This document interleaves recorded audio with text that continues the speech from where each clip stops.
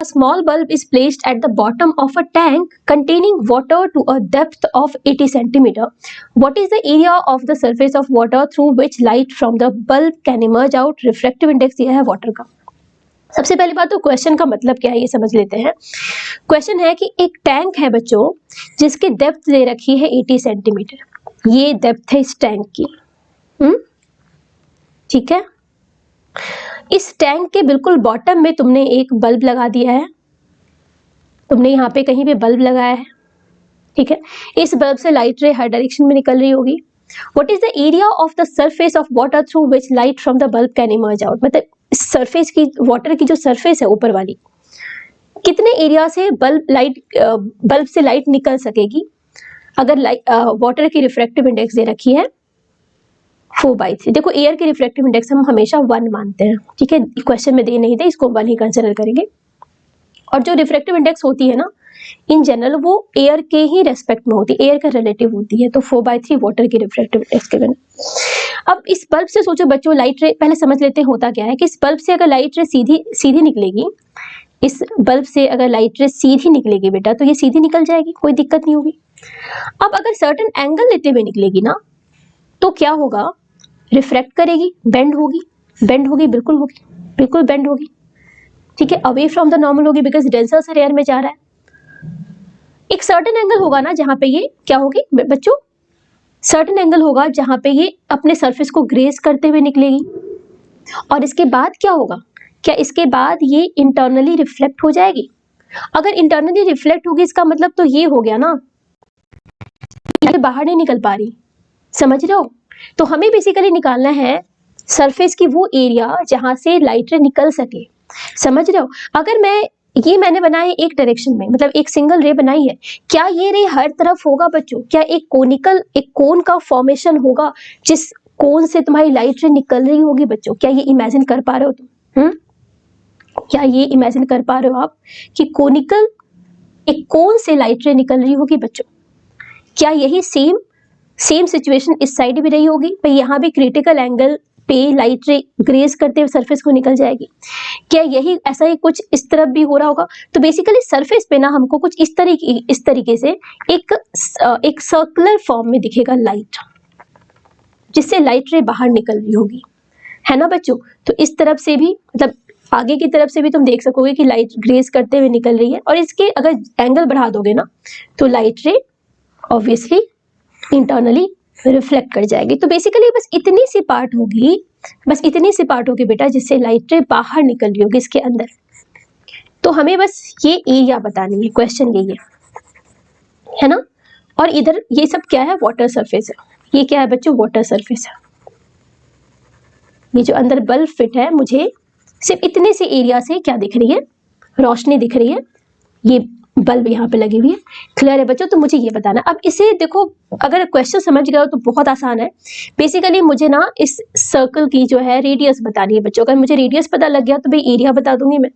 Basically मुझे ये are बताना है, हाइट दिया हुआ है, ये मान लेते हैं एच हाइट गिवन है ना? और ये वो वाली रे है जो ग्रेज करते हुए निकले सरफेस को। तो this is basically what, this is critical angle बेटा।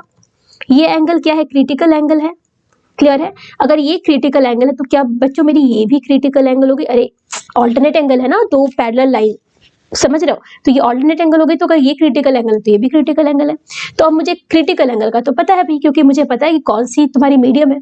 किसी गिवन दो मीडियम के लिए क्रिटिकल एंगल तो होता है, फिक्स होती है भाई। रिफ्रैक्टिव इंडेक्स भी दे रखा है, क्रिटिकल एंगल पता है, एच पता है, तो आर निकालो ना बच्चों, कौन सी बड़ी बात है। तो यहाँ पे we know that sine I C equals क्या होता है बच्चों, क्या होता है? क्या होगा, refractive index of air with respect, मतलब पहले रिफ्रैक्टिव इंडेक्स ऑफ एयर लिखोगे, फिर divided by refractive index of water लिखोगे, दिमाग लगाओगे, सोचोगे। लेकिन मैं क्या करूंगी ना, मेरे पास, मुझे पता है कि भाई साइन थीटा हमेशा 1 से कम होता है, तो मैं 4/3 ना लिख के 3/4 लिख लूंगी बस।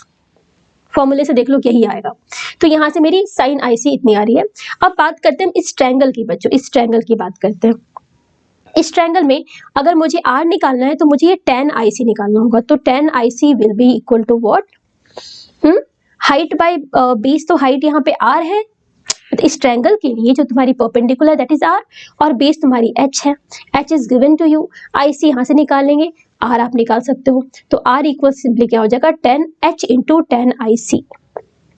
अब 10IC कैसे निकाले बच्चों, तो यहां से आप एक ट्रायंगल बना सकते हो, ठीक है, ये IC के साथ 3/4 क्या साइन थीटा क्या होता है बच्चों, परपेंडिकुलर बाय हाइपोटेनस, तो यहाँ पे ये 3 हो गया, ये 4 हो गया, तो ऑब्वियसली बेस क्या हो जाएगा पाइथागोरस थ्योरम से 4 स्क्वायर माइनस 3 स्क्वायर का अंडर रूट, तो 4 square mean 16 minus 9 that is 7 √7, तो यहाँ पे ये आ रहा है √7, तो यहाँ पे 10IC क्या हो जाएगा 3/√7।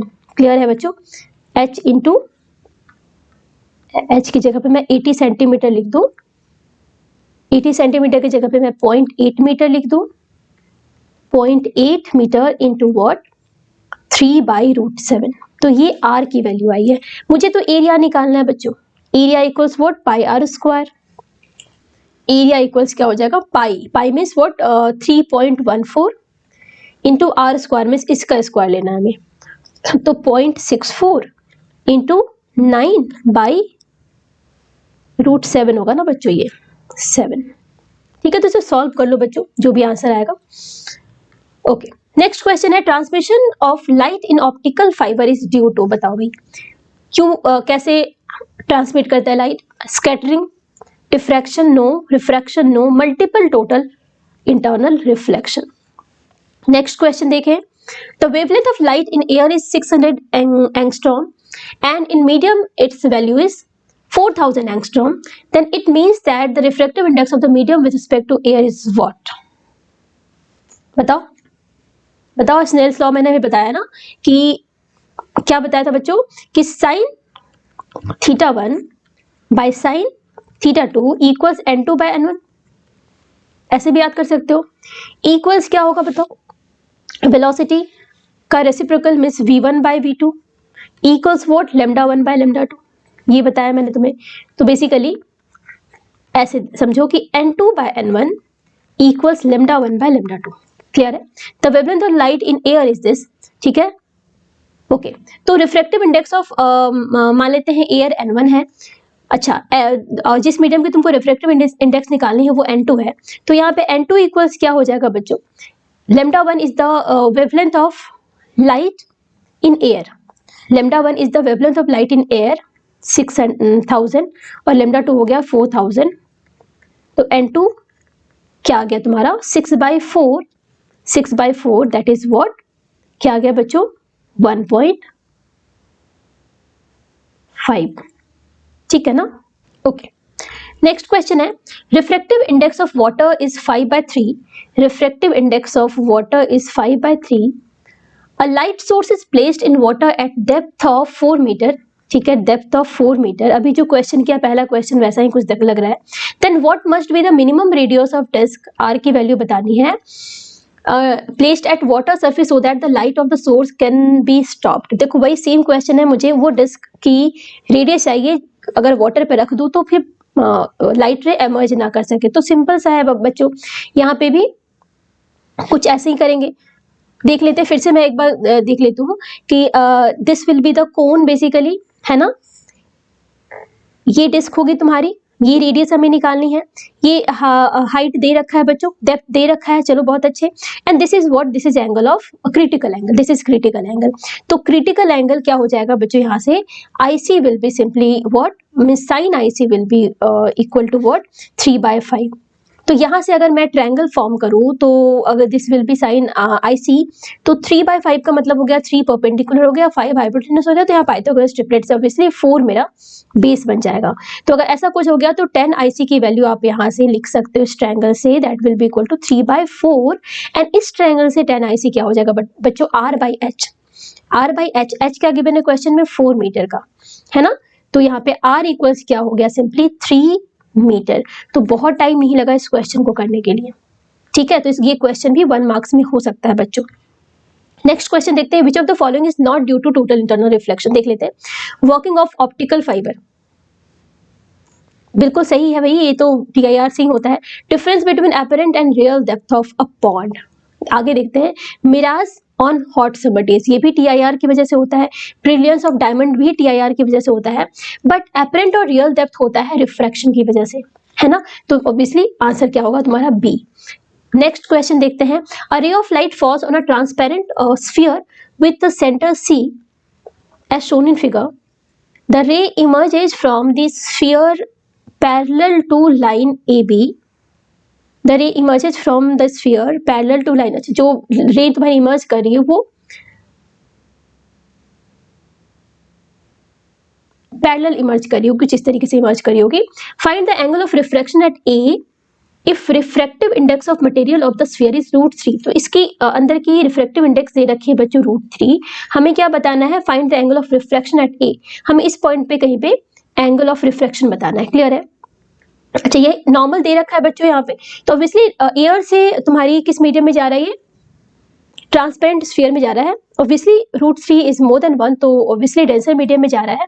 तो ये इस तरीके से, ओके, तो this will be what angle of refraction. देखो डायग्राम देख के बच्चे घबरा सकते हैं यहाँ पे. और ये जो लिखा है ना, the ray emerges from sphere parallel to line AB, सच बताओ उसका कोई मतलब नहीं है. तो मैं एंगल ऑफ रिफ्रैक्शन बताना है यहाँ पे बच्चों. और we know from Snell's law that sine I upon sine R equals what, क्या होगा, √3/1. This thing we know. तो यहाँ से साइन R हो जाएगा आपका, sine R will be what sin I, sin I is what, sin 60. sin 60 क्या होता है, √3/2 है ना. तो sin I अपॉन √3, तो ये हो जाएगा हाफ. और यहाँ से R की वैल्यू कितनी आ रही है, 30 डिग्री.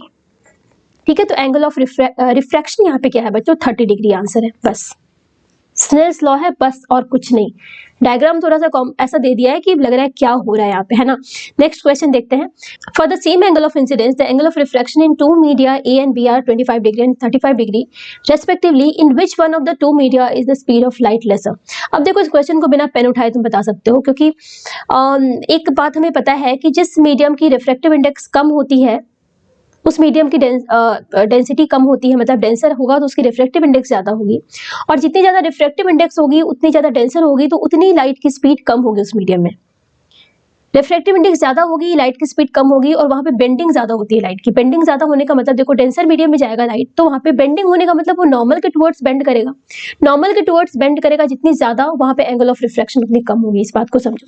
यहाँ पे मतलब ऐसे तुम बता सकते हो. तो यहाँ पे देखो angle of refraction 25 degree media A में कम है, 35 से कम है, तो ऑब्वियसली लाइट की स्पीड इस मीडिया में कम होगी बच्चों. ये तुम ऐसे भी बता सकते हो एंगल ऑफ रिफ्रैक्शन देख के. मैथमेटिकली तुम ऐसे बता सकते हो कि मान लो मेरे पास दो मीडिया है, दो पेयर है. एक पेयर तो कॉमन है, एंगल ऑफ इंसिडेंस तो दोनों में कॉमन है ना बच्चों. तो ठीक है, एक में लाइट रे तुम्हारी 35 डिग्री से टर्न कर रही है, नहीं 25 है ना पहले में, ठीक है. और यहाँ पे सेम एंगल ऑफ इंसिडेंस के लिए, सेम एंगल ऑफ इंसिडेंस के लिए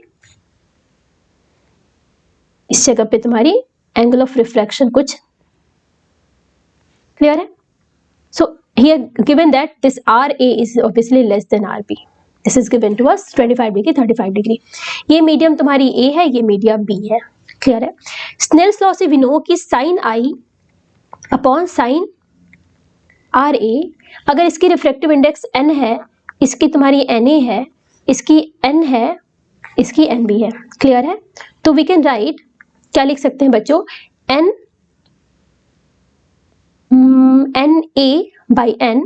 और अगर स्पीड, लाइट की स्पीड की बात करें तो ऑब्वियसली ये क्या हो जाता है बच्चों, V/VA हो जाता है ना. और बात करें सेकेंड वाले केस की, तो यहाँ पे sine I upon sine RB equals क्या हो जाएगा बच्चों, V/VB हो जाएगा. अब इक्वेशन 1 और इक्वेशन 2 को अगर आप डिवाइड करोगे तो sine I upon sine RA upon sine I upon sine RB, तो साइन I तो कैंसिल हो गया, VB कैंसिल हो गया. तो हम क्या लिख सकते हैं बच्चों, दिस अपॉन दिस, तो क्या लिख सकते हैं, sine RB upon sine RA VB अपॉन VA. क्लियर है? क्वेश्चन में तुम देख सकते हो कि RB is what, RB is greater than RA, तो obviously VB will be greater than VA, यानी स्पीड ऑफ लाइट जो होगी B वाले मीडियम में ज्यादा होगी A मीडियम के कंपैरिजन में। तो किसमें क्या पूछा है तुमसे, in which of one of the media is the speed of light lesser, तो ऑब्वियसली A मीडियम में तुम्हारी लाइट की स्पीड कम होगी। क्लियर है, सिंपल क्वेश्चन था। नेक्स्ट क्वेश्चन है तुम्हारा स्फेरिकल सरफेस पे रिफ्रैक्शन का। A spherical convex surface of radius 20 centimetre, means R की वैल्यू क्या दे रखी है 20 सेंटीमीटर, मेड ऑफ ग्लास, ठीक है। तो यहाँ अंदर की रिफ्रैक्टिव इंडेक्स दे रखी है 1.5 की, ठीक है। Is placed in air, fine, बाहर एयर है। Find the position of image formed if a object is placed at 30 centimetre in front of convex surface on the principal axis. देखो बहुत सिंपल क्वेश्चन है बच्चों। यहाँ पे पहले तो सबसे पहले क्या किया करो कि सबसे पहले तो फॉर्मूला लिख लो, जो तुम्हें फॉर्मूला याद है एग्जाम में क्या करो, सबसे पहले फॉर्मूला लिखो। फॉर्मूला क्या पता है हमें, n2/v minus n1/u equals n2 minus n1 upon r। जितनी बार मैं लिख रही हूँ फॉर्मूला उतनी बार तुम्हें याद होना चाहिए बच्चों, उतनी बार तुम्हारा रिवीजन हो रहा है, समझो। अब क्या क्या चीजें गिवन है, रिफ्रैक्टिव इंडेक्स अंदर की गिवन है कितनी 1.5, बाहर एयर है तो ऑब्वियसली 1 है।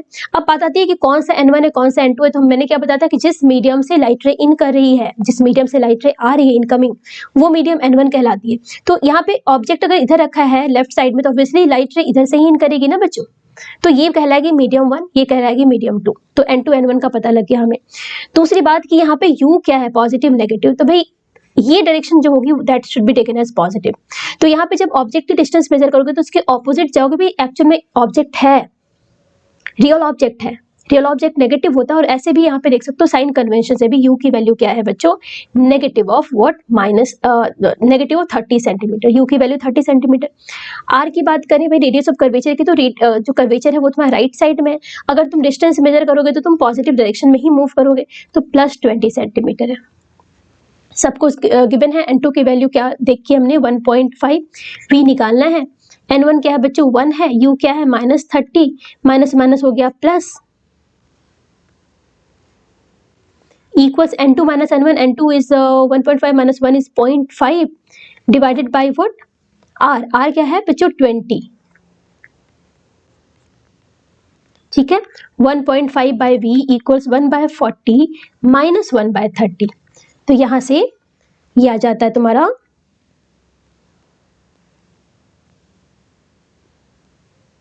3 माइनस 4 दैट इज -120, यानी v की वैल्यू कितनी आ रही है 120 इंटू 1.5 नेगेटिव में, तो ये आ जाएगा कुछ 60 माइनस 180 सेंटीमीटर, ठीक है। v जो इमेज है कहाँ बन रही है बच्चों -180 सेंटीमीटर, मतलब यहाँ पे इमेज कैसी बन रही है, वर्चुअल बन रही है, वर्चुअल इमेज बनेगी यहाँ पे, क्लियर है, ठीक है। इमेज कहाँ बनेगी, बैक साइड पे बनेगी, इस जगह पे इमेज बनेगी, यानी एक्चुअल में लाइट रे जब ट्रेवल कर रही है तो क्या हो रहा है, इस जगह पे ये कुछ इस तरीके से बेंड तो कर रही है, लेकिन ये प्रिंसिपल एक्सिस पे मीट एक्चुअल में नहीं कर पा रही है, तो उसको पीछे की तरफ तुम एक्सटेंड करोगे तो इमेज कुछ यहाँ बन रही है। क्लियर है बच्चों। नेक्स्ट क्वेश्चन पे मूव करते हैं। Calculate the speed of light in a medium whose critical angle is 45 degree. देखो क्रिटिकल एंगल है मुझे पता है अगर किसी मीडियम की, तो मैं उस मीडियम की रिफ्रैक्टिव इंडेक्स निकाल सकती हूँ। मेरे पास सिंपल सा फॉर्मूला क्या होता है, that sine of critical angle equals what 1/n, ठीक है। मान लेते हैं लाइट तुम्हारी उस मीडियम से एयर में जा रही है, तो क्लियर है बच्चों, if n is the refractive index of that medium, जिस मीडियम में क्रिटिकल एंगल है, क्लियर है। तो यहां से तुम्हारी n की वैल्यू क्या आ रही है बच्चों, साइन IC क्या हो जाएगा 45 डिग्री, क्या हो साइन 45 1/√2, तो n की वैल्यू यहां से क्या आ रही है √2 आ रही है। तो एक बार अगर रिफ्रैक्टिव इंडेक्स की वैल्यू आ गई मेरी, तो हमें क्या पता है रिफ्रैक्टिव इंडेक्स का जो डेफिनेशन है that is equal to what, ratio of speed of light in vacuum to the speed of light in medium, and ये क्या है √2 है ना। तो यहां से v क्या हो जाएगा बच्चों, v हो जाएगा c/√2, है ना। c क्या होता है 3 × 10⁸ मीटर पर सेकेंड डिवाइडेड बाय √2। सॉल्व कर लो इसे, स्पीड ऑफ लाइट निकल जाएगा उस मीडियम में। क्लियर है, इजी था ये भी question. Next question and probably the last question of this class, a ray of light incident normally on one face of the right isosceles prism is totally reflected as shown in figure। तो यहाँ पे light रे यहाँ से इन कर रही है surface से, नॉर्मली इन कर रही है तो ऑब्वियसली ये बिना डेविएट हुए इस सरफेस पे करेगी, आई मीन इम्पेंज होगी, और आफ्टर टोटली इंटरनल रिफ्लेक्ट होके ये कुछ इस तरीके से। What must B minimum value of refractive index of glass, तो हमें इस ग्लास की minimum value of refractive index बतानी है और गिव रेलेवेंट कैलकुलेशन तुम्हें बताना ही है। तो चलो यहाँ पे देखो, मान लेते हैं ये क्रिटिकल, ये तुम्हारी एंगल ऑफ इंसिडेंस है, तो मुझे बताओ इस जगह पे ये एंगल कितनी होगी। ठीक है, ये राइट आइसोसेलेस प्रिज्म है बच्चों, तो ऑब्वियसली ये 90 डिग्री है तो ये 45 डिग्री होगी, है ना, ये दोनों ही एंगल 45 डिग्री होगा। तो ऑब्वियसली यहाँ पे एंगल ऑफ इंसिडेंस क्या हो रहा है, 45 डिग्री हो रहा है। क्लियर है, ठीक है ना। हमें क्या पता है, क्रिटिकल एंगल का एक साइन आईसी मींस ये relation we know from Snell's law that sine IC equals क्या होता है, 1/n होता है। ठीक है, ओके बच्चों, where n is the refractive index of this prism, this thing we know, and also we know one condition that कि अगर तुम्हारी एंगल ऑफ इंसिडेंस अगर क्रिटिकल एंगल से ज्यादा होगी ना, तभी तुम्हारा टोटल इंटरनल रिफ्लेक्शन होगा। तो यहाँ पे एंगल ऑफ इंसिडेंस क्या है बच्चों, 45 डिग्री है, तो this angle must be greater than equal to what, critical angle कह सकते हैं हम। क्लियर है बच्चों, तो यहाँ पे can we write that this sine 45 degree must be greater than equal to what, sin IC, or we can write that the sin IC must be less than equal to what, 1/√2 भाई sin 45 क्या होता है, 1/√2 होता है। ठीक है, and इस equation से हम क्या लिख सकते हैं, 1/n must be less than equal to what, 1/√2। sin IC की जगह पे मैंने 1/n लिख दिया, and further we can write that this n, the refractive index of this this prism, this glass must be greater than equal to what, √2।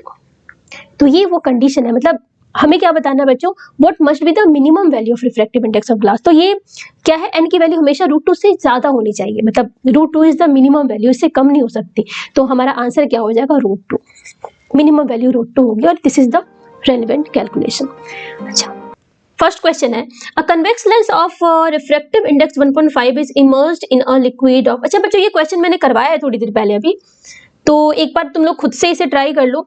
वैसे यहाँ पे मेरी लिक्विड है, इसकी रिफ्रैक्टिव इंडेक्स क्या है, लेंस के तुम्हारे मटेरियल की रिफ्रैक्टिव इंडेक्स से ज्यादा है, तो यहाँ पे जो कन्वेक्स लेंस है it will behave as diverging lens. तो मेरी फोकल लेंथ कैसी आनी चाहिए बेटा, नेगेटिव आनी चाहिए। तो पहले तो तुम लेंस मेकर्स फॉर्मूला का यूज करके फोकल लेंथ निकाल लो, उसके बाद पोजीशन इमेज की कैसे निकालोगे, पोजीशन कैसे निकालोगे, लेंस फॉर्मूला से भाई 1/v = 1/u + 1/f करके तुम क्या निकालोगे, पोजीशन निकालोगे, और v की साइन से तुम्हें पता लगेगा कि तुम्हारी इमेज वर्चुअल बन रही है या रियल बन रही है। अब बिकॉज ये लेंस तुम्हारी डाइवर्जिंग लेंस की तरह बिहेव करेगा बेटा, तो यहाँ पे होगा क्या कि इस ऑब्जेक्ट से रेज ऐसे कुछ इंसिडेंट होगी, और बिकॉज ये डाइवर्जिंग की तरह बिहेव करेगा ना, तो आफ्टर रिफ्रैक्शन ये कुछ इस तरीके से रिफ्रैक्ट हो जाएगी। तो यहाँ पे जो मेरी इमेज बनेगी ना, कहीं यहाँ पे इमेज बनेगी, तो इमेज की जो वैल्यू होगी ऑब्वियसली ये कितनी होगी, नेगेटिव में होगी, और साथ ही साथ 40 से कम होगी। क्लियर है, ठीक है, वर्चुअल इमेज बन रही होगी यहाँ पे। Next, the radii of curvature of the faces of a double convex lens are 10 centimeter and 15 centimeter. Its focal length is 12 centimeter. What is the refractive index of the glass? चलो बच्चों, यहाँ पे R1 R2 की value दे रखी है, R1 R2 की value दे रखी है। अब तुम्हारा काम है R1 R2 में से किसे पॉजिटिव ले किसे नेगेटिव ले। भाई यहाँ पे डबल कन्वेक्स लेंस है ना, मान लेते हैं मेरी ये वाली साइड R1 है, ये वाली साइड R2 है। मान लिया कि लाइट रे इधर से एंटर करी है, अगर लाइट रे इधर से एंटर करी है तो मतलब ये वाली साइड पॉजिटिव हो गई। ठीक है, अगर ये पॉजिटिव हो गई तो मेरे लिए R1 बेटा पॉजिटिव हो गई, तो R1 पॉजिटिव हो गई, R1 will be +10 centimetre and R2 will be -15 centimetre. और बिकॉज कन्वेक्स लेंस लिया है तो फोकल लेंथ इसकी क्या होगी, पॉजिटिव होगी, focal length will be +12 centimetre. Refractive index बताना है मुझे, ठीक है। तो मान लिया तुम्हारी ग्लास जो है वो एयर में रखी है, तभी तो मैंने फोकल लेंथ पॉजिटिव लिया है ना बच्चों, है ना। तो लेंस मेकर्स फॉर्मूला कहता है that 1/f = what, n-1 1/R1 - 1/R2 बच्चों, ये लेंस मेकर्स फॉर्मूला है। देखो फॉर्मूले का ही सारा कमाल है। तो 1/12 = what, n-1 into 1/R1 that is 1/10 minus +1/15। ठीक है भाई, -15 तो प्लस हो गया, क्या लिख सकते हैं, n-1 30 ले ले एलसीएम, 3 + 2 दैट इज 5, 6 है ना, तो 6 12 चला गया, तो n-1 equals half, that is n equals half plus 1, इसका मतलब क्या आ गया, ये 1.5। n की वैल्यू कितनी आ रही है बेटा, 1.5। ठीक है, एक बार वेरीफाई कर लो। Next question, a convex lens has 12 centimetre focal length in air. एक कन्वेक्स लेंस की फोकल लेंथ कितनी है बेटा, 12 सेंटीमीटर एयर में। ठीक है, focal length in water, what is the focal length in water. करो इसको सॉल्व करो, देखो कैसे कैसे करेंगे। ये तुम्हारे एनसीईआरटी का ही क्वेश्चन है।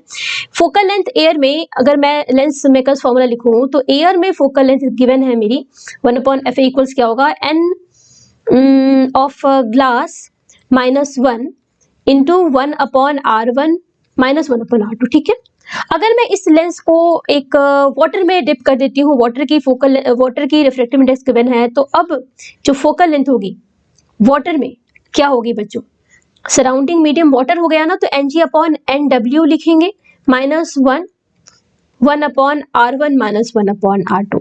तो क्या करो ना, इक्वेशन 1 इक्वेशन 2 ले लो, बिकॉज हमें निकालना है फोकल लेंथ इन वाटर। तो क्या करो, इक्वेशन 1 डिवाइडेड बाय 2 कर दो, इक्वेशन 1 डिवाइडेड बाय 2 कर दो, तो ये आ जाएगा FW/FA इक्वल्स Ng ना, तो वाटर ग्लास की रिफ्रैक्टिव इंडेक्स है 1.5 -1 / 1.5 बाई 1.33 -1, और ये टर्म तो चला जाएगा बेटा, अगर डिवाइड करोगे तो ये टर्म तो चला गया। ठीक है, R1 R2 की वैल्यू तो वेरी करने वाली है नहीं। अच्छा, इक्वल्स 0.5 इंटू 1.33 अपॉन 0.17। ठीक है ना,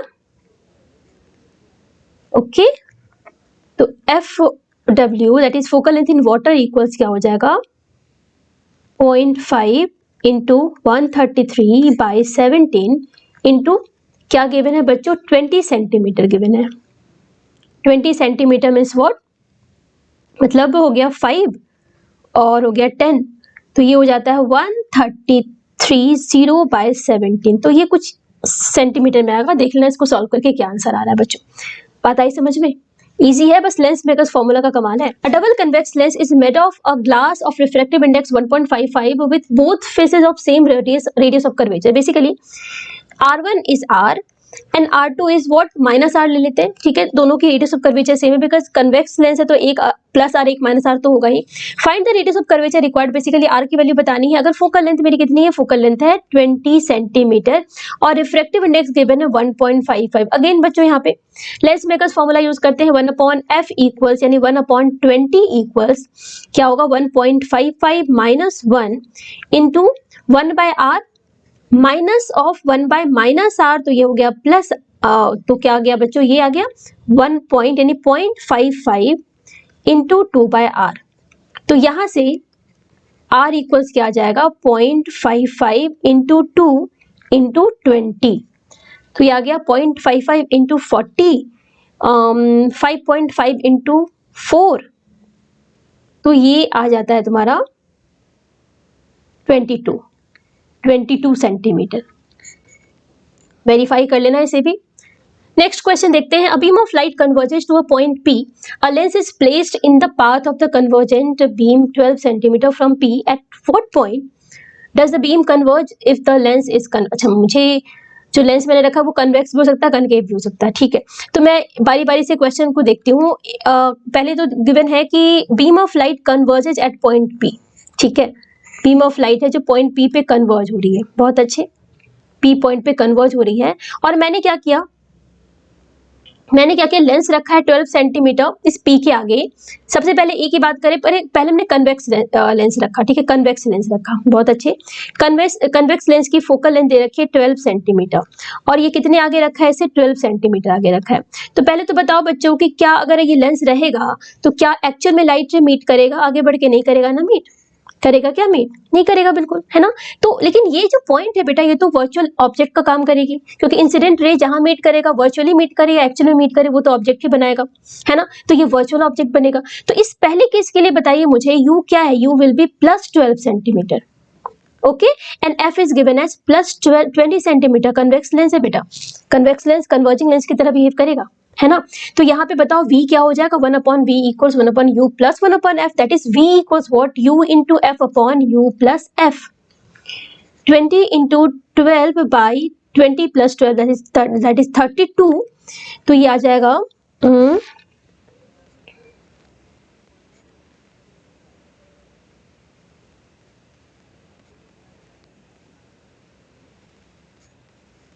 ये आता है 7.5 सेंटीमीटर, ठीक है। तो इमेज मेरी कहाँ बनेगी? 7.5 सेंटीमीटर। मतलब क्या होगा कि ये कन्वेक्स लेंस क्या करेगा, इसे थोड़ा सा और रिफ्रैक्ट करके, बेंड करके प्रिंसिपल एक्सिस के यहाँ पे कहीं इमेज बनाएगा, इस पॉइंट पे इमेज बनाएगा। प्लस में है तो इमेज कैसी बनेगी तुम्हारी? रियल इमेज बनेगी, है ना। रियल इमेज बनेगी बेटा, क्योंकि प्लस में आंसर आया तुम्हारा, तो इस जगह पे इमेज बनेगी। सेकेंड केस देखते हैं। सेकेंड केस देखते हैं, जब कनकेव लेंस तुमने रखा है, यानी इसके पास में तुमने क्या किया? कनकेव लेंस रखा है, फिर क्या होगा? कनकेव लेंस रखेंगे तो क्या होगा?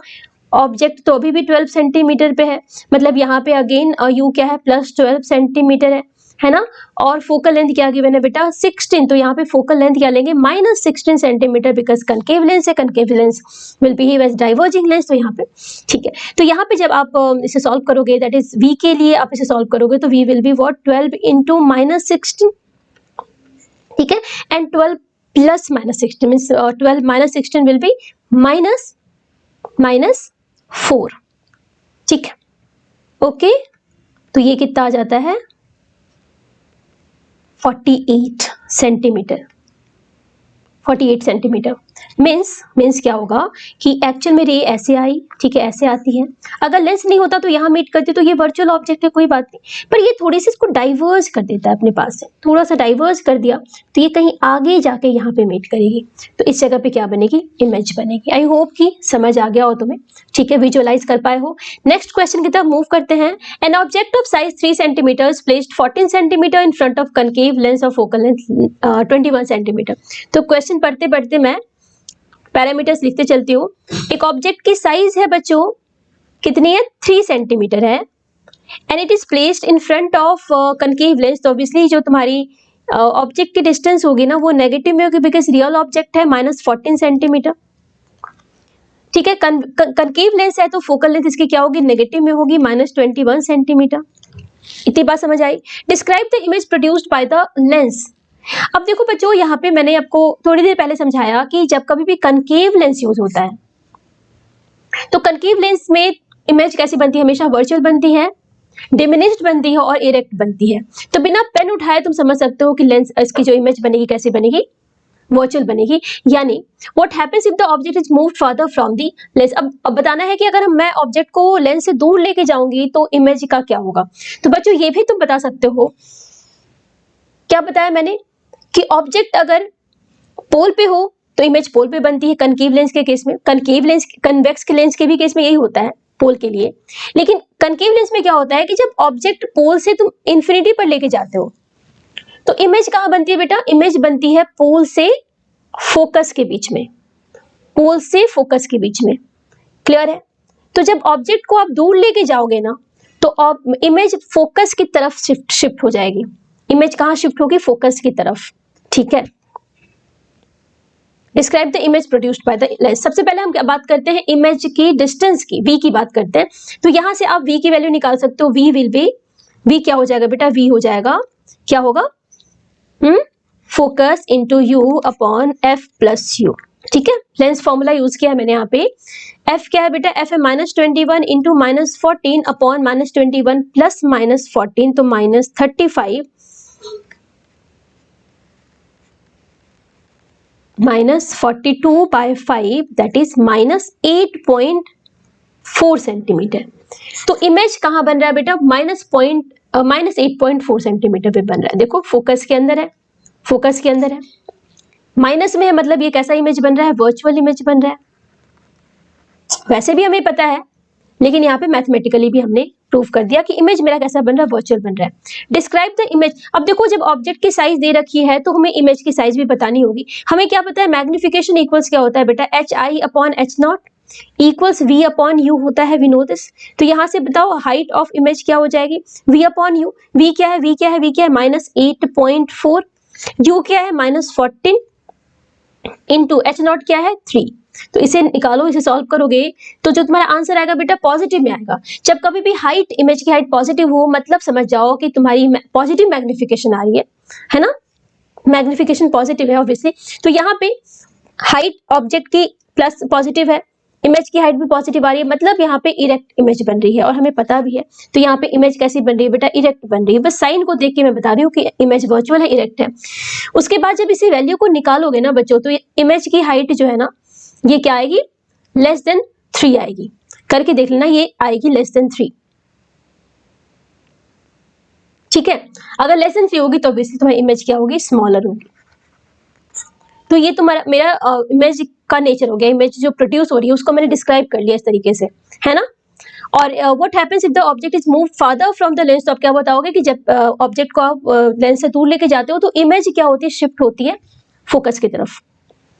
क्लियर है, तो कनकेव लेंस के लिए ये हमेशा याद रखना बच्चों। नेक्स्ट क्वेश्चन देखते हैं, what is the focal length of a combination of convex lens of focal length 30 centimetre and a concave lens of focal length 20 centimetre in contact.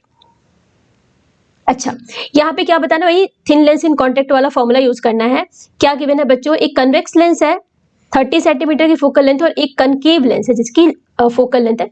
तो इसकी फोकल लेंथ मान लो तुम्हारी 30 सेंटीमीटर गिवन है और second lens की focal length given है 20 centimetre, but because ये concave lens है तो -20 centimetre. 1/f equals 1/f1 plus 1/f2, मतलब f इक्वल्स 30 इंटू -20/30 -20, क्या आ गया बच्चों 10, तो ये आ गया -60 सेंटीमीटर। ठीक है, कंबाइंड लेंस की जो फोकल लेंथ है, कॉम्बिनेशन की फोकल लेंथ कितनी है, -60 सेंटीमीटर। माइनस का मतलब क्या होता है बच्चों की जो मेरी कॉम्बिनेशन है वो क्या है, डाइवर्जिंग है। कॉम्बिनेशन कैसी है बच्चों, डाइवर्जिंग है। ठीक है, बात आई समझ में। ठीक है, नेक्स्ट क्वेश्चन देखें, व्हाट इज द अच्छा फोकल लेंथ ही बताना था, फोकल लेंथ कितनी है -60 सेंटीमीटर और नेचर कैसा है लेंस का, डाइवर्जिंग नेचर है। क्लियर है, नेगेटिव साइन इसलिए। नेक्स्ट क्वेश्चन है, radius of curvature of a curved surface of a plano convex lens is 20 centimetre. एक प्लेनो कन्वेक्स लेंस है जिसकी इस साइड की रेडियस क्या गिवन है, 20 सेंटीमीटर गिवन है बच्चों। ठीक है, if the refractive index of the material of the lens is 1.5, है ना, तो हमें बताना है कि it will act as a convex lens only for the object that lie on its curved side.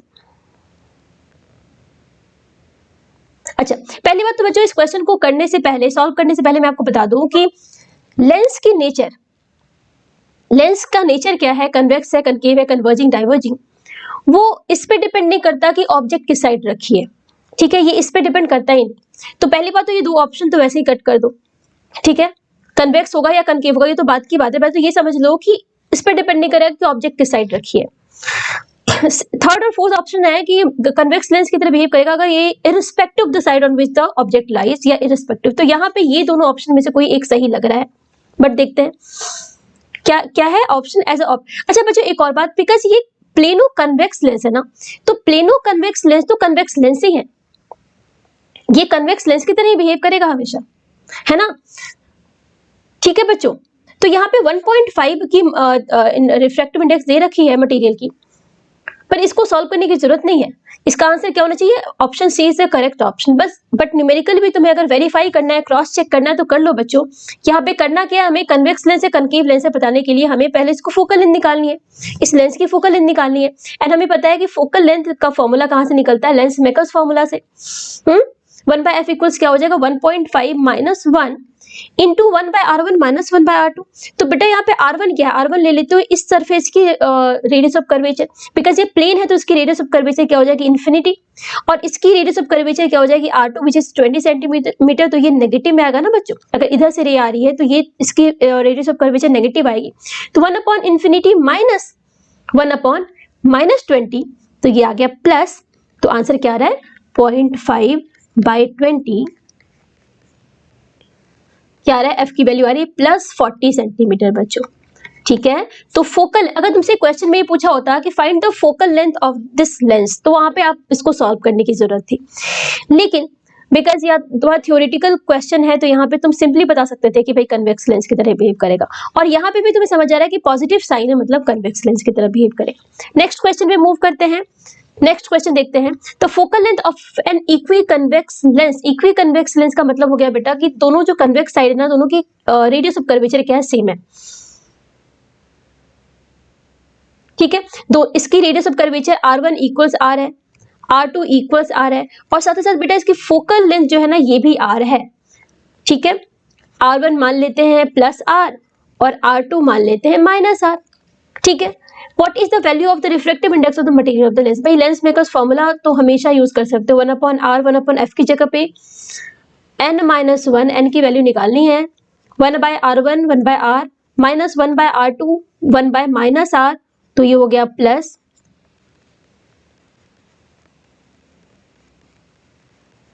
r gets cancelled, तो यहां से बेटा n की वैल्यू कितनी आ रही है, half, 1 + half that is 3/2 that is 1.5, तो रिफ्रैक्टिव इंडेक्स आ रही है 1.5। वेरीफाई करते चलना सारे क्वेश्चन। नेक्स्ट क्वेश्चन देखते हैं, how does focal length of a lens change when red light incident on it is replaced by violet light, मतलब red light को तुम क्या कर रहे हो, वॉयलेट लाइट से रिप्लेस कर रहे हो, ठीक। फोकल लेंथ पे क्या इफेक्ट आता है, देखो बच्चों फोकल लेंथ का जो फॉर्मूला है ना, हमें पता है लेंस मेकर्स फॉर्मूला से, it is equal to n-1 where n is what, refractive index of glass, है ना। अब देखो तुम लाइट बदल रहे हो ना, तुम रेड लाइट की जगह पे वॉयलेट लाइट दे रहे हो, तो लेंस की कंस्ट्रक्शन तो वही है, तो भाई r1/r1 - r1/r2 क्या, ये कांस्टेंट टर्म है, तो हम कह सकते हैं कि 1/f या f is what directly proportional to 1/n-1 कह सकते हैं, ठीक है। क्लियर है बच्चों। अब देखो ये जो विबग्योर कलर होता है ना, जो व्हाइट लाइट है ना, अगर किसी ग्लास मीडियम से पास करता है ना, तो ये glass medium basically dispersive medium होती है। डिस्पर्सिव का मतलब होता है डिफरेंट कलर के लिए यानी डिफरेंट वेवलेंथ के लिए ना ग्लास की रिफ्रैक्टिव इंडेक्स अलग अलग होती है, और कुछ ऐसा होता है कि जिसकी वेवलेंथ ज्यादा होती है उसके लिए रिफ्रैक्टिव इंडेक्स कम होता है। जैसे कि वी नो कि wavelength of red light is more than wavelength of violet light, this thing we know, तो यहाँ पे क्या होगा, refractive index of red will be less than refractive index of violet. तो यहाँ पे जब आप ये पढ़ोगे बच्चों, ये प्रिज्म मैं आपको बताऊंगी, फिलहाल अभी आप समझ लो कि refractive index due to violet light जो होता है ना, वॉयलेट लाइट जब पास करती है ग्लास से, तो उसे ग्लास की रिफ्रैक्टिव इंडेक्स ज्यादा लगती है ना, ठीक है।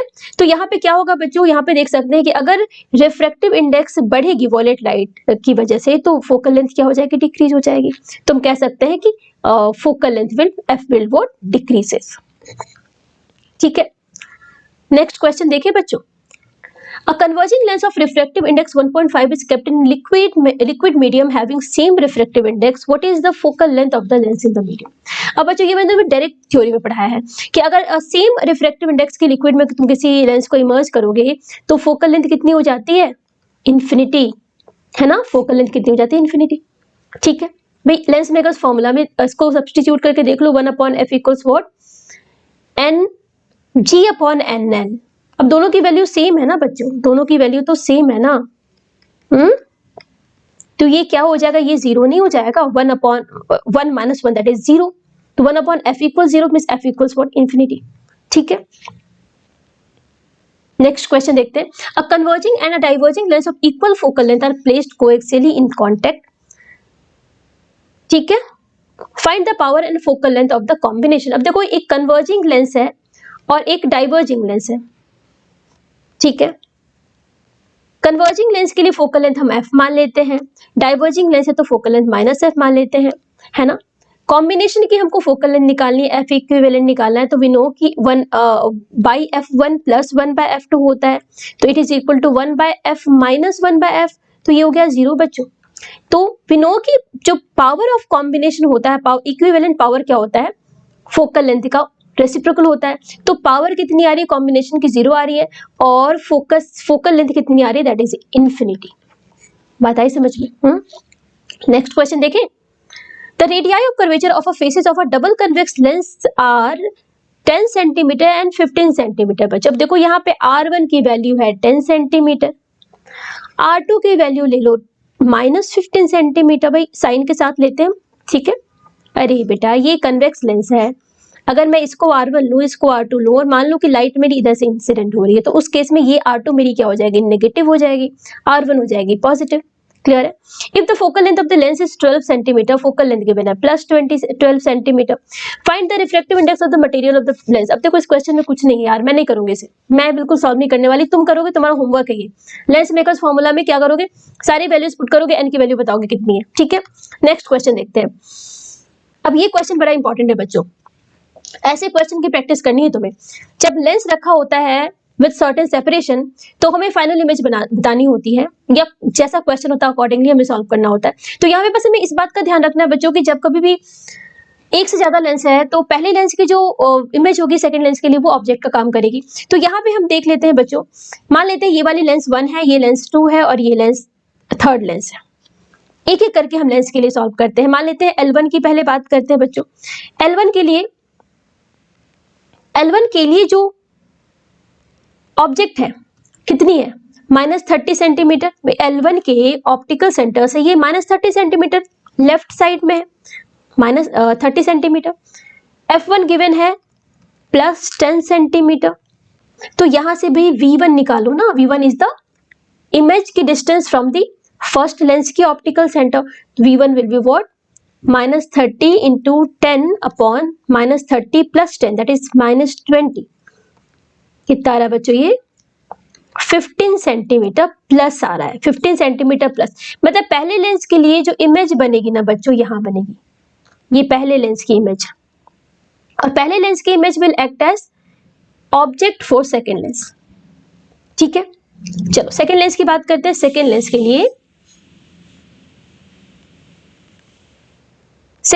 लिए U2 क्या है, 15 सेंटीमीटर कहां से डिस्टेंस है बेटा, पहले लेंस की ऑप्टिकल सेंटर से। और हम जो U लिखते हैं वो कहां से लिखते हैं, जिस लेंस की बात करें उसके ऑप्टिकल सेंटर से डिस्टेंस। तो ये डिस्टेंस कितनी गिवन है, 10 सेंटीमीटर, तो ये क्या आ जाएगी +10 सेंटीमीटर। F2 क्या गिवन है, F2 गिवन है -10 सेंटीमीटर। इसका मतलब ऑब्जेक्ट कहाँ रखा है, ऑब्जेक्ट इसके फोकस पे रखा है ना। अगर यहां से तुम V1 निकालो, आई मीन V2 निकालो, 1/V2 equals what, 1/F2 + 1/U2, तो क्या आ जाएगा बच्चों, 1/10 - 1/10 क्या आ जाएगा, 0। तो V2 क्या आ गया, V2 आ गया इन्फिनिटी। मैं सेकेंड लेंस के लिए जो इमेज है ना कहाँ बनी, इन्फिनिटी पे बन रही है। अब बेटा सेकेंड लेंस के लिए इमेज अगर इन्फिनिटी पे होगी, तो थर्ड लेंस के लिए ऑब्जेक्ट भी इन्फिनिटी पे होगी, बिकॉज सेकेंड और थर्ड लेंस के बीच में कितनी डिस्टेंस है, 10 सेंटीमीटर की। कोई फर्क पड़ता है क्या उससे, इन्फिनाइट के कंपैरिजन में 10 सेंटीमीटर तो कुछ भी नहीं है ना। तो यहाँ पे L3 के लिए अगर तुम U3 लिखोगे तो that will be what, infinity. और F3 is given as 30 centimetre. तो यहां से जब आप V3 निकालोगे दैट विल बी इन्फिनिटी + 1/30, तो क्या आ जाएगा 1/30।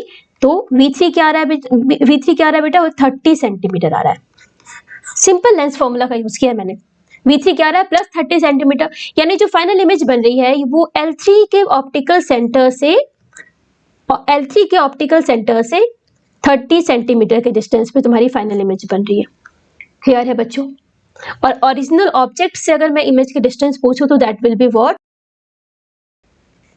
30 + 30 + 10 + 5 में 60, 75 सेंटीमीटर। क्लियर है। Next question, a beam of light converges at point P. Now a convex lens is placed in the path of the convergent beam at 15 centimetre from P. अब देखो ऐसा question मैंने अभी कराया बच्चों। क्या गिवन है कि beam of light converges at point P.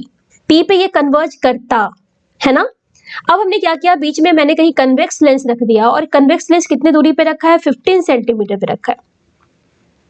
At what point does a beam converges if the convex lens has a focal length. अब इसकी फोकल लेंथ दे रखी है 10 सेंटीमीटर की।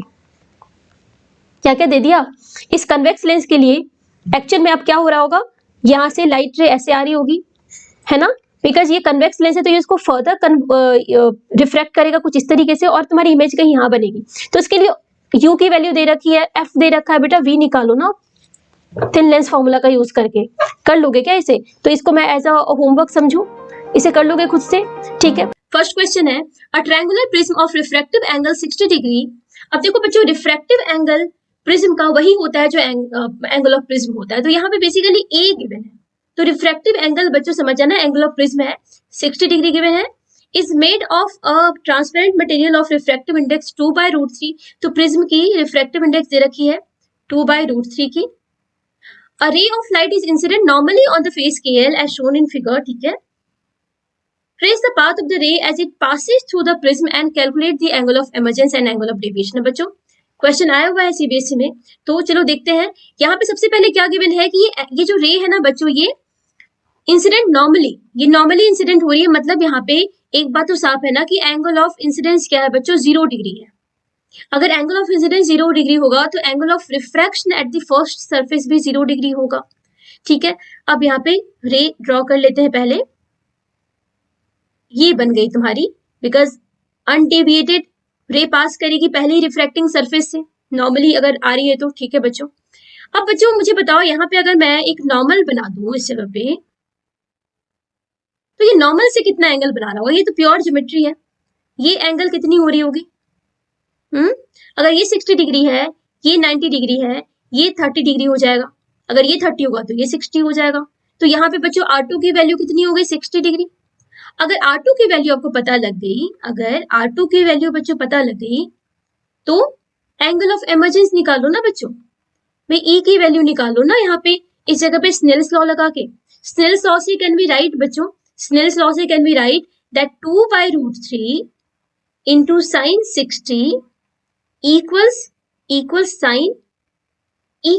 लिख सकते हैं क्या, साइन 60 क्या हो जाएगा बच्चों, √3/2, तो ये 1 आ गया, तो यहाँ पे E की वैल्यू कितनी आ जाएगी, E इक्वल्स आ जाएगा 90 डिग्री। यानी जो एमर्जेंट रे होगी ना वो अपने सरफेस को ग्रेज करते हुए बाहर निकलेगी, तो ये 90 डिग्री पे बाहर निकल रही है। तो एंगल ऑफ एमर्जेंस कितना आ गया बच्चों, 90 डिग्री। नेक्स्ट है एंगल ऑफ डेविएशन। अब बच्चों डेविएशन का फॉर्मूला हमने अभी भी पढ़ा, क्या पढ़ा कि angle of deviation equals what, I plus E minus angle of prism या refractive angle of prism. Clear है, तो यहाँ पे सारी वैल्यूज पुट करो, I की वैल्यू 0, E की वैल्यू निकाली हमने 90 और A की वैल्यू दे रखी है 60 डिग्री, तो यहाँ पे एंगल ऑफ डिविएशन कितना आ रहा है बच्चों, 30 डिग्री का आ रहा है। क्या बात आई समझ में, ठीक है ना। चलो नेक्स्ट क्वेश्चन देखते हैं। A beam of light consisting of red green blue colour is incident on right angle prism. यहाँ पे 3 कलर की बीम ऑफ लाइट है जो कि नॉर्मली इंसिडेंट हो रही है, और the refractive index of the material of prism for the above colours are given. तो यहाँ पे रेड के लिए गिवन है बच्चों 1.39, ठीक है, ग्रीन के लिए गिवन है 1.44 एंड ब्लू के लिए 1.47 रेस्पेक्टिवली। तो हमें बताना है कि the prism will not separate the 3 colours at all, separate the red colour part from the green and blue. अब मुझे बताओ ये सेपरेशन अगर हो रहा होगा तो क्यों हो रहा होगा, तुम सोचो। PIR भी हो सकता है, रिफ्रैक्शन भी हो सकता है, कुछ भी हो सकता है। तो पहले देख लेते हैं बच्चों कि यहाँ क्या हो रहा होगा इस जगह पे। क्या एक बात आपको समझ आ रही है कि बिकॉज नॉर्मली इंसिडेंट हो रहा है, तो ये आफ्टर पहली बार जो रिफ्रैक्ट करेगा तो ये नॉर्मली ही रिफ्रैक्ट करेगा, कोई बेंडिंग नहीं होगी लाइट की। क्या ये बात समझ आ रही है, ठीक है। तो बच्चों यहाँ सेकेंड सरफेस पे जो एंगल ऑफ इंसिडेंस होगा तीनों के लिए क्या होगा बताओ, तीनों के लिए, तीनों कलर के लिए जो एंगल ऑफ इंसिडेंस होगा सेकेंड सरफेस पे बच्चों वो क्या होगा।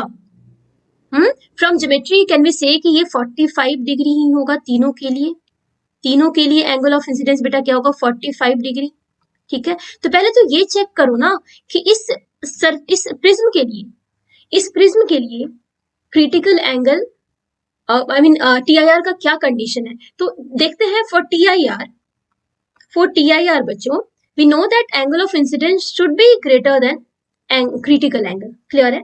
तो we can write sin I should be greater than sin C, is given as sin I is given as sin 45 degree, ठीक है, तीनों के लिए 45 डिग्री है। एंड sin C क्या होता है बच्चों 1/n होता है, 1/n, ठीक है।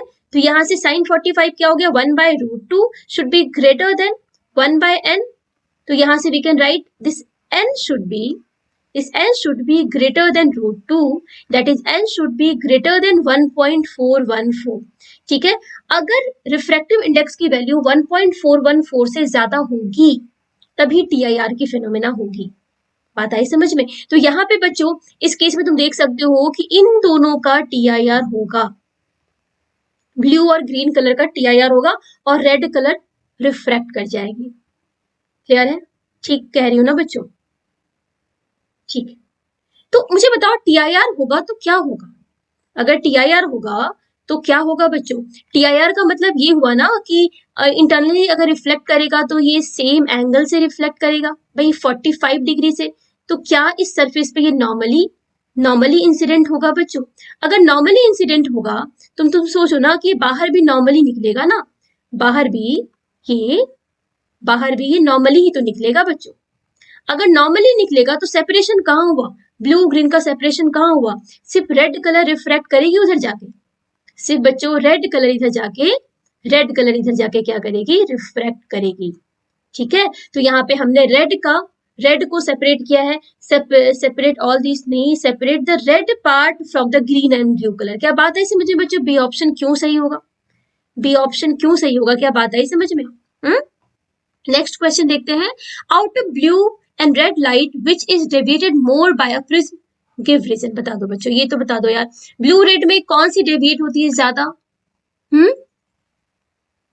वॉयलेट कलर, ब्लू कलर ज्यादा डेविएट होती है ना बच्चों? नहीं क्या?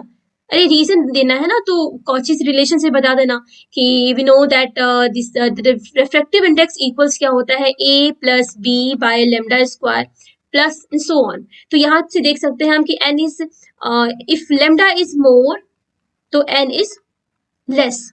ठीक है, and as we know that lambda for red is more than lambda for blue. ठीक है, रेड की वेवलेंथ ब्लू की वेवलेंथ से ज्यादा होती है, so refractive index for red is less than refractive index of blue.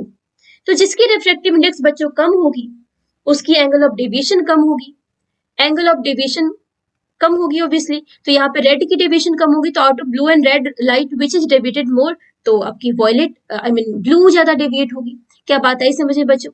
Next question देखते हैं। A ray of light passes through an equilateral glass prism says that angle of incidence is equal to angle of emergence. ठीक है, equilateral glass prism का मतलब क्या हो गया बच्चों? ए कितनी गिवन है? 60 डिग्री गिवन है। क्लियर है?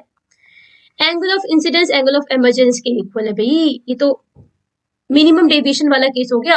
And each of this angles is equal to 3/4 of angle of prism. भाई सब कुछ दे ही रखा है, अब क्या इसमें बचा है? 3/4 ऑफ एंगल ऑफ प्रिज्म, यानी आई या ई की वैल्यू कितनी हो गई? 45 डिग्री हो गई। ठीक है बच्चों, what is the value of angle of deviation? कर दो ना बच्चों, एंगल ऑफ डेविएशन इक्वल्स क्या होता है? I plus E minus A. I plus E minus A means what? 90 degree minus 60 degree, that is 30 degree. Answer क्या है? 30 degree. देखो एक सिंपल सा फॉर्मूला और थोड़ा सा कॉन्सेप्ट है जो तुम्हें आना चाहिए प्रिज्म के क्वेश्चन करने के लिए। नेक्स्ट क्वेश्चन है, a ray of light passing from air through an equilateral glass prism undergoes minimum deviation when the angle of incidence is 3/4 of angle of prism। देखो यहाँ पे इक्विलैटरल ट्रायंगल के बाद जब भी दे रहा है समझ जाना angle of prism is given 60 degree, और क्या गिवन है? मिनिमम डेविएशन है, और क्या गिवन है? एंगल ऑफ इंसिडेंस कितनी है बच्चों? 3/4 of angle of prism, that is कितनी हो गई? 45 डिग्री फिर से। ठीक है, calculate the speed of light in the prism. अब समझो यहाँ पे क्या क्या गिवन है। मिनिमम डेविएशन गिवन है तो बच्चों मतलब R1 R2 भी गिवन है, बिकॉज मिनिमम डेविएशन की कंडीशन में पता है कि जो एंगल ऑफ रिफ्रैक्शन होती है पहली सरफेस पे और एंगल ऑफ इंसिडेंस होती है सेकंड सरफेस पे, it is equal to half of the angle of prism. तो ये कितना हो जाएगा बच्चों? 30 डिग्री। अब पहली सरफेस पे तुम क्या करो ना, स्नेल्स लॉ लगा दो। पहली सरफेस पे स्नेल्स लॉ लगा दो। मुझे एंगल ऑफ इंसिडेंस भी पता है, एंगल ऑफ रिफ्रैक्शन भी पता है, तो we can write sine I equals n into sine R1। ठीक है ना, तो क्या लिख सकते हैं? Sine I means what? 1/√2 equals n into sine 30, that is half. तो यहां से बच्चों n की वैल्यू कितनी आ गई? 2/√2 मीन्स √2। n की वैल्यू यानी refractive index of the material of the prism आ गई √2। तो बच्चों आपको याद होगा स्पीड ऑफ लाइट और एंगल और रिफ्रैक्टिव इंडेक्स में क्या रिलेशन होता है बच्चों? v equal c upon n, where c is the speed of light and n is what, refractive index, जो कि हमने निकाला भी 1.414, ठीक है। इसे अगर निकालोगे तो ये लगभग आएगा 2.1 इंटू 10⁸ मीटर पर सेकेंड। होपफुली तुम्हें समझ आ गया हो बच्चों।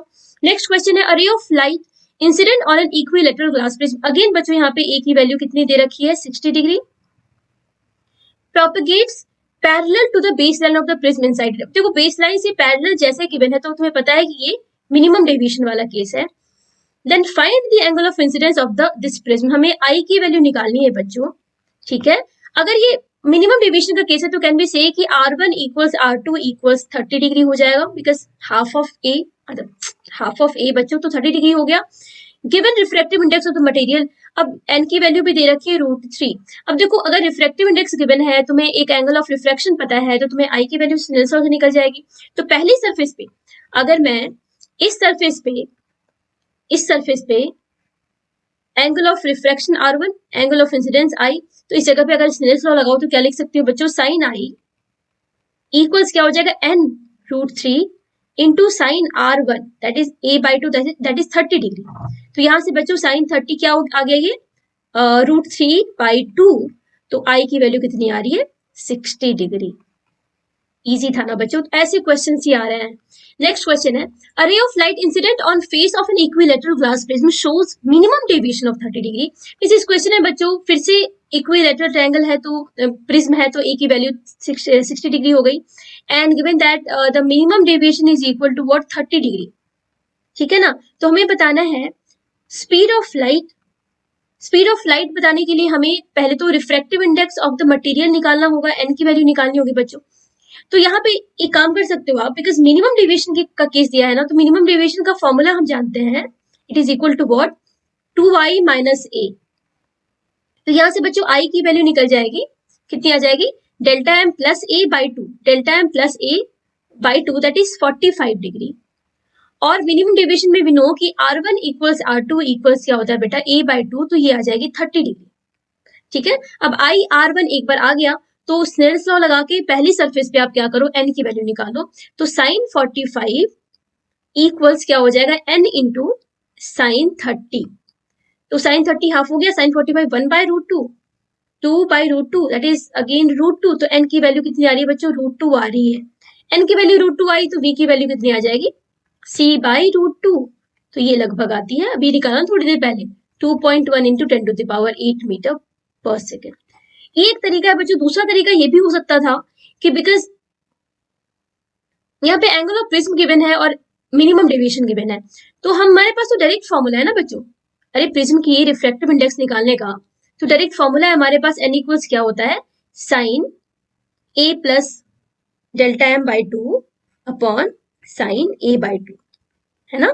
तो वैल्यूज यहाँ पे रखिए और n की वैल्यू यहाँ से भी तुम्हारी √2 ही आनी चाहिए। एक बार वेरीफाई कर लेना बच्चों इसे, ठीक है ना। और एक बार n की वैल्यू आ गई तो v निकल जाएगी। तो v की वैल्यू कितनी आ रही है बच्चों, 2.1 इंटू 10⁸.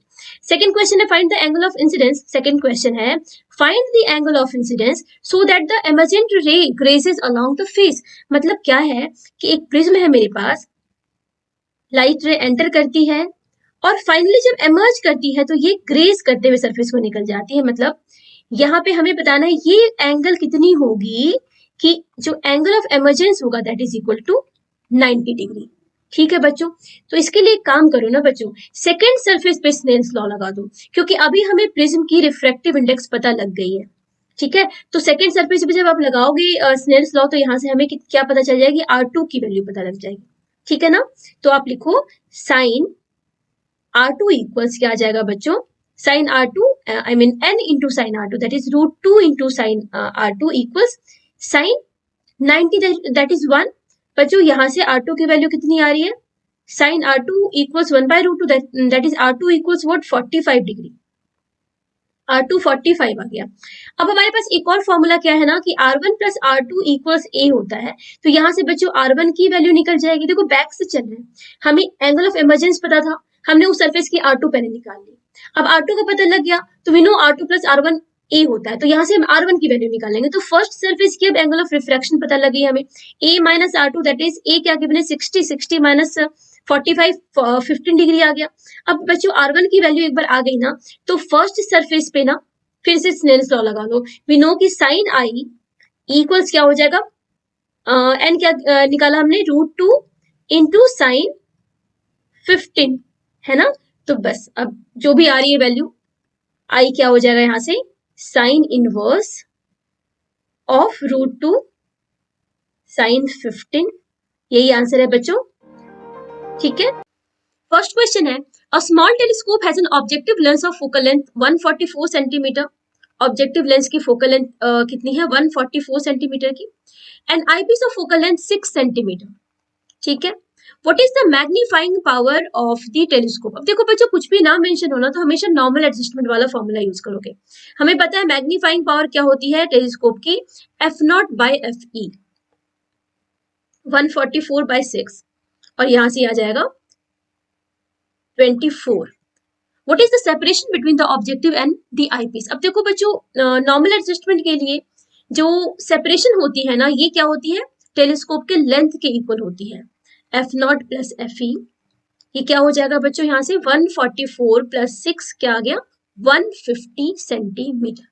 नेक्स्ट क्वेश्चन देखते हैं, if the focal length of objective lens is increased then magnifying power of microscope will increase but that of the telescope.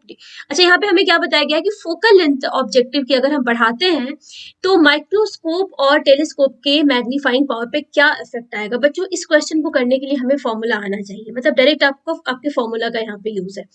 तो कुछ भी नहीं गिवन है तो मैं नॉर्मल एडजस्टमेंट वाला फॉर्मूला यहाँ पे यूज कर रही हूँ। माइक्रोस्कोप के लिए मैं स्मॉल एम से डिनोट करती हूँ उसे, ये क्या होता है बच्चों, L/f0 D/fe, ओके। और टेलीस्कोप के लिए होता है मैग्नीफाइंग पावर का फॉर्मूला f0/fe नॉर्मल एडजस्टमेंट के केस में। तो यहाँ बच्चों क्लियरली आप देख सकते हो कि अगर मैं f0 को बढ़ाऊंगी तो माइक्रोस्कोप की मैग्नीफाइंग पावर डिक्रीज करेगी और टेलीस्कोप की मैग्नीफाइंग पावर इंक्रीज करेगी। तो यहाँ पे देखो, both will increase, नहीं, microscope will increase, microscope will decrease, but yes, ये ऑप्शन सही है। क्या होगा, माइक्रोस्कोप की मैग्नीफाइंग पावर डिक्रीज करेगी पर टेलीस्कोप की इंक्रीज करेगी। तो बच्चों यहाँ पे देखो डायरेक्ट फॉर्मूला का यूज है। नेक्स्ट क्वेश्चन देखते हैं, you are given following 3 lenses, which 2 lenses will you use as an eyepiece and as an objective so to construct the astronomical telescope। अब देखो बच्चों, एस्ट्रोनॉमिकल टेलीस्कोप में की जो कंडीशन थी क्या थी कि हमारी जो ऑब्जेक्टिव लेंस होती है, ना, ऑब्जेक्टिव लेंस की एपर्चर ज्यादा होनी चाहिए और फोकल लेंथ भी ज्यादा होनी चाहिए। मीन्स क्या हमें पता है कि f0 should be greater then fe, ठीक है। फोकल लेंथ ऑब्जेक्टिव की आईपीस से ज्यादा होनी चाहिए, साथ साथ इसकी एपर्चर ज्यादा होनी चाहिए। तो देखो क्या क्या गिवन है, लेंस L1 में क्या पावर 3 है। अच्छा, एक और बात क्या पता है बच्चों की पावर क्या होता है, inversely proportional to focal length होता है। तो जिसकी पावर कम है उसकी फोकल लेंथ ज्यादा है। हम कह सकते हैं L1 की फोकल लेंथ कितनी हो गई, 1/3 हो गई, जो कि सबसे ज्यादा होगी इनमें, ठीक है। और साथ ही साथ बच्चों इसकी एपर्चर भी बड़ी है। तो हमारी जो कंडीशन है ऑब्जेक्टिव लेंस के लिए कि इसकी फोकल लेंथ भी बड़ी होनी चाहिए, साथ ही साथ इसकी एपर्चर बड़ी होनी चाहिए, तो ये दोनों ही यहाँ पे फुलफिल हो रहा है। तो यहाँ पे L1 हम L1 का यूज करेंगे ऑब्जेक्टिव बनाने में, ठीक है। और साथ ही साथ बच्चों जो आईपीस होती है उसकी फोकल लेंथ कम होनी चाहिए, एपर्चर भी कम होनी चाहिए। तो यहाँ पे पावर सबसे ज्यादा किसकी है, L3 की है। तो L3 की पावर ज्यादा है तो ऑब्वियसली इसकी फोकल लेंथ कम होगी, है ना। तो इसे हम यूज करने वाले हैं आईपीस बनाने में। समझ आया, रीजन समझ आया बच्चों। नेक्स्ट क्वेश्चन देखते हैं, does the magnifying power of microscope depend on the colour of the light used, justify your answer. अब बच्चों ये हम जानते हैं कि फोकल लेंथ तो किसी भी लेंस का किस पे डिपेंड करता है, रिफ्रैक्टिव इंडेक्स पे डिपेंड करता है, ठीक है। और दूसरी बात क्या जानते हैं कि रिफ्रैक्टिव इंडेक्स डिपेंड करता है वेवलेंथ पे। वेवलेंथ मींस डिफरेंट कलर की डिफरेंट वेवलेंथ होती है। साथ ही साथ बच्चों माइक्रोस्कोप की मैग्नीफाइंग पावर अगर मैं नॉर्मल एडजस्टमेंट की बात करूं तो इस केस में क्या होता है, L/f0 D/fe, ठीक है। तो यहाँ पे आपको क्लियरली दिख रहा है कि मैग्नीफाइंग पावर क्या फोकल लेंथ पे डिपेंड कर रहा है, फोकल लेंथ क्या रिफ्रैक्टिव इंडेक्स पे डिपेंड कर रहा है, रिफ्रैक्टिव इंडेक्स क्या वेवलेंथ पे डिपेंड करता है।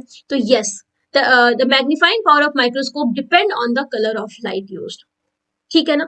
नेक्स्ट क्वेश्चन देखते हैं. For which colour the magnifying power of a simple microscope is highest, for which colour it is lowest.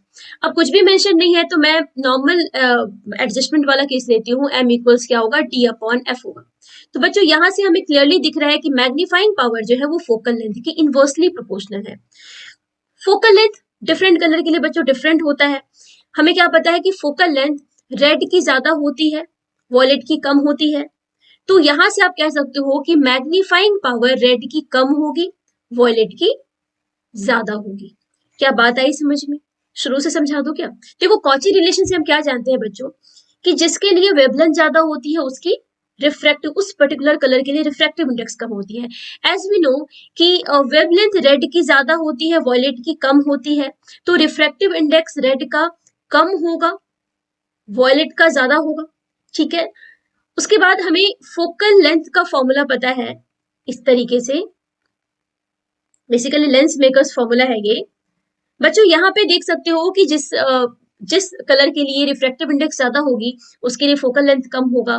तो यहाँ से आप क्या लिख सकते हो, focal length for red is more than focal length for violet. और यहाँ से बच्चों आप क्या देख सकते हो कि the magnifying power for red will be less than that of the magnifying power of violet. क्या बात आई समझ में बच्चों? नेक्स्ट क्वेश्चन है, an angular magnification of 30x is desired using an objective of focal length 1.25 centimetre.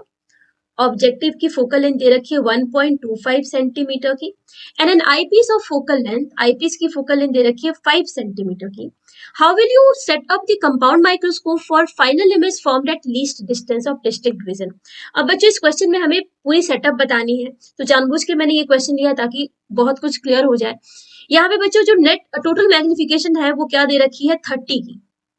और ये किसके इक्वल होता है बच्चों, magnification due to objective multiplied by magnification due to eyepiece. ठीक है. फाइनल इमेज कहाँ बन रही है बच्चों, least distance of distinct vision यानी नियर पॉइंट वाला केस है. और नियर पॉइंट के लिए हमें पता है कि आईपीस की जो मैग्निफिकेशन होती है ना बच्चों, ये होती है 1+d अपॉन FE. तो यहाँ पे अगर वैल्यू रखोगे d की जगह पे 25, FE की जगह पे 5, तो ये कितनी आ रही है, 6 आ रही है. 6 आ गई. m की वैल्यू 30 दे रखी है, तो यहाँ से बच्चों m0 की वैल्यू कितनी आ रही है, 30/6 दैट इज 5. ठीक है. तो ऑब्जेक्टिव के लिए जो मैग्निफिकेशन आ रही है वो 5 की आ रही है. क्लियर है? अब बच्चों एक बार मैं रफ डायग्राम एक ड्रॉ कर लूं.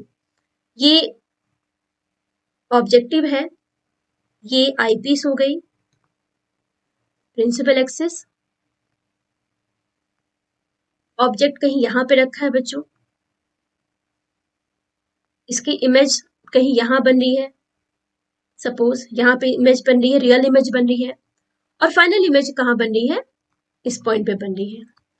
तो ये हो गई बच्चों, ये हो गई ऑब्जेक्ट की डिस्टेंस ऑब्जेक्टिव से, तो उसको मैं u0 से डिनोट कर रही हूं. ये हो जाएगी इस इमेज की डिस्टेंस ऑब्जेक्टिव से, तो इसको मैं v0 से डिनोट कर रही हूँ. देन आई पीस के लिए ये क्या है, ऑब्जेक्ट का काम करेगी, तो ये क्या हो जाएगी, आई पीस के लिए ऑब्जेक्ट की डिस्टेंस हो गई. और ये हो गया बच्चों आई पीस के लिए इमेज की डिस्टेंस यानी VE. ठीक है. ओके. अच्छा, अभी ऑब्जेक्टिव की क्या आ गई बच्चों, मैग्निफिकेशन आ गई है.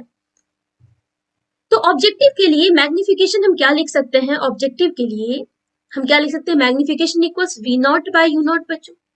मैग्निफिकेशन का फॉर्मूला, लीनियर मैग्निफिकेशन का formula, and obviously with negative sign क्योंकि यहाँ पे इन्वर्टेड इमेज मिल रही है हमको. ठीक है. तो यहाँ से बच्चों बिकॉज m0 की वैल्यू 5 है, तो हमें v0 और u0 का रिलेशन मिल जाता है, that v0 equals what, 5 - 5u0. Okay. अब बच्चों ऑब्जेक्टिव के लिए अगर हम लेंस फॉर्मूला का यूज करते हैं, ऑब्जेक्टिव के लिए अगर हम लेंस फॉर्मूला यूज करते हैं, तो यहाँ पे f0 की वैल्यू दे रखी है पहले से क्वेश्चन में, v0 को हम u0 के टर्म में लिख सकते हैं, तो यहाँ पे u0 की वैल्यू आ जाएगी, यानी हमको ऑब्जेक्ट की डिस्टेंस आ जाएगी ऑब्जेक्टिव से.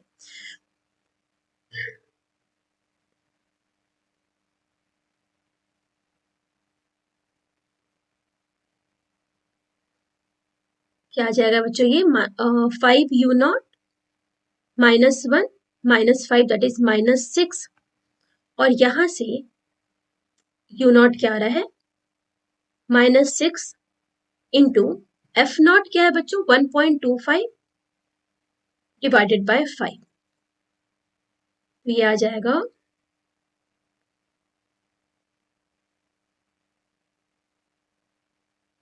0.25, ठीक है, और ये आ जाएगा -1.5 सेंटीमीटर, ठीक है। तो हमें क्या क्या मिल गई बच्चों, हमें मिल गई ऑब्जेक्ट की पोजीशन ऑब्जेक्टिव से, हमें यू नॉट की वैल्यू मिल गई अभी, ठीक है। यू नॉट मिल गई तो क्या यहाँ से बच्चों वी नॉट की वैल्यू भी निकाल सकते हैं। वी नॉट क्या हो जाएगा -5 times of you not, that is क्या हो गया ये 7.5 सेंटीमीटर, यानी वी नॉट की भी वैल्यू मिल गई, यू नॉट की वैल्यू मिल गई, ठीक है। अब आईपीएस की अगर मैं बात करूं बच्चों, तो आईपीएस के लिए देखो, आईपीएस के लिए क्या क्या चीजें गिवन है। आईपीएस के लिए हमें वीई पता है, वीई क्या है बच्चों -25 सेंटीमीटर, ठीक है। कहाँ बन रही है, नियर पॉइंट पे बन रही है इमेज फाइनली। और हमें क्या पता है आईपीएस के लिए फोकल लेंथ पता है, क्या फोकल लेंथ कितनी है 5 सेंटीमीटर की है। तो आईपीएस के लिए अगर हम लेंस फॉर्मूला लिखते हैं तो 1/5 इक्वल्स 1/-25 -1/UE, तो यहां से बच्चों 1/UE इक्वल्स क्या आ जाएगा -1/25 -1/5 25 क्या आ गई ये 1 -6।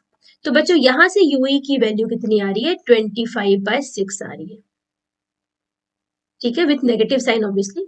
तो यूई की भी वैल्यू बच्चों आ गई, यानी हमें यहाँ पे ऑब्जेक्टिव और आईपीएस के बीच की डिस्टेंस भी आ गई। तो सब कुछ कैलकुलेट कर लिया हमने, वी नॉट भी आ गया, यूई भी आ गया, ठीक है बच्चों। नेक्स्ट क्वेश्चन देखते हैं। Telescope has an angular magnification of magnitude 5 for distant object, ठीक है। The separation between the objective and an eyepiece is 36 centimeter and final image is formed at infinity। अब देखो infinity के लिए यानी नॉर्मल एडजस्टमेंट के लिए एंगुलर मैग्निफिकेशन गिवन है बच्चों। मैग्निफिकेशन का फॉर्मूला हमें क्या पता है F0/FE, ठीक है। ये क्या गिवन है 5, यानी यहां से हम लिख सकते हैं F0 equals 5 times FE and क्या गिवन है separation between objective and eyepiece. बच्चों इन नॉर्मल एडजस्टमेंट हमको पता है कि सेपरेशन जो होती है यानी क्या होती है F0 FE क्या होता है बच्चों, this is the length of the telescope and वो गिवन है 36 सेंटीमीटर। तो ये पहली इक्वेशन मान लो, इसको सेकेंड इक्वेशन मान लो। फर्स्ट इक्वेशन को जब हम सेकेंड इक्वेशन में सब्सटीट्यूट करते हैं बच्चों, तो यहाँ पे हम लिख सकते हैं 5 FE प्लस FE इक्वल्स 36, और यहाँ से बच्चों FE की वैल्यू कितनी आ रही है 6 आ रही है, ठीक है। और फाइनली जब इसे हम यहां सब्स्टिट्यूट करेंगे तो एफ नॉट की वैल्यू कितनी आ रही है 30, ठीक है। क्लियर है बच्चों। नेक्स्ट क्वेश्चन है state the condition under which a large magnification can be achieved in an astronomical telescope. अब बच्चों एस्ट्रोनॉमिकल टेलीस्कोप में जो मैग्निफिकेशन होती है ना, नॉर्मल एडजस्टमेंट के लिए क्या होती है बताओ F0/FE होती है क्या। तो अगर हमको मैग्निफिकेशन बहुत ज्यादा चाहिए उस केस के लिए this F0 should be very very greater than FE, यानी ऑब्जेक्टिव के लिए जो फोकल लेंथ होती है वो आईपीस की फोकल लेंथ से बहुत ज्यादा होनी चाहिए। तो ये कंडीशन बच्चों याद रखो। नेक्स्ट क्वेश्चन है give 2 reasons to explain why a reflecting telescope is preferred over a refracting telescope. अब बच्चों 2 रीजन का आप यहाँ से 3-4 रीजन दे सकते हो। पहली रीजन तो ये है कि बिकॉज रिफ्लेक्टिंग टेलीस्कोप में आप ऑब्जेक्टिव मिरर यूज करो in place of objective lens, तो वहां पे क्रोमेटिक एब्रेशन चला गया, खत्म हो गया, ठीक है। नेक्स्ट रीजन है कि अगर हम स्फेरिकल मिरर की जगह पे अगर हम पैराबोलिक मिरर का यूज करते हैं तो वहां पे स्फेरिकल एब्रेशन को भी हम अवॉइड कर सकते हैं। साथ ही साथ मैकेनिकल सपोर्ट अच्छे से दे सकते हैं क्योंकि मिरर के बैक पे भी आप सपोर्ट दे सकते हो। इमेज काफी ब्राइट बनती है क्योंकि यहाँ पे रिफ्लेक्शन की वजह से इमेज बन रही होती है। रिफ्लेक्शन में एनर्जी का लॉस हो सकता है पर रिफ्लेक्शन में इमेज ब्राइट बनती है, ठीक है। तो बच्चों यहाँ पे इस चैप्टर को मैं एंड करती हूँ, मिलते हैं अगली क्लास में अगले चैप्टर के साथ। तब तक बच्चों खुश रहो, हंसते रहो, all the very best, thank you.